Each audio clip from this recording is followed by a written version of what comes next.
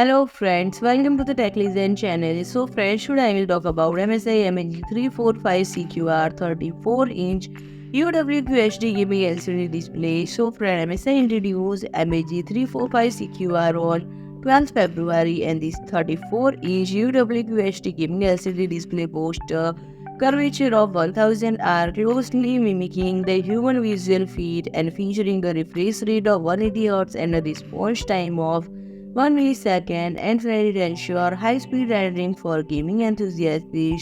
It incorporated existing technology to deliver seamless video playback, eliminating tearing and stuttering. Additionally, advanced features such as night vision enhance visibility in low-light environments, while less blue light reduce eye strain, and friend the display panel employs VE technology offering high contrast and wide viewing angles with a brightness of 300 nits and a contrast ratio of 3000 Jam1, support for 1.07 billion colors, and it achieves vibrant and impressive visuals.